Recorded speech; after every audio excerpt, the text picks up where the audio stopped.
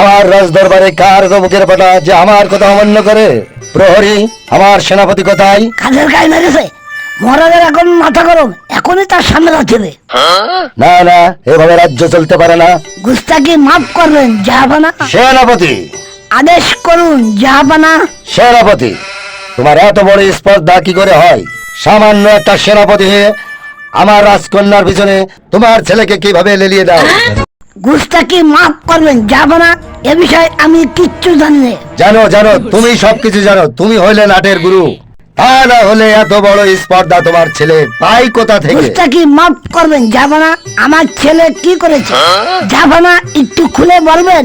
আর এসব কথা খুলে বলার কি আছে? তোমার কি মাথায় কাজ করে না? এখনই বাড়ি যে তোমার ছেলেকে বোঝাও, তা না হলে লাথি মেরে তোমার রাজপ্রাসাদ থেকে বের করে দেওয়া হবে। জাহাপানা, আমার অনেক দিনকার শখ আপনার সিংহাসনটা দখল করার। সেনাপতি, তোমার এই স্বপ্ন স্বপ্নই থেকে যাবে, কখনো পূরণ হবে না। প্রহরী, বন্দি করো এই মূর্খ সেনাপতিকে। প্রহরী, আর একে নিক্ষেপ করো অন্ধকার কারাগারে, যেন আর সেখান থেকে কখনো বেরোতে না পারে।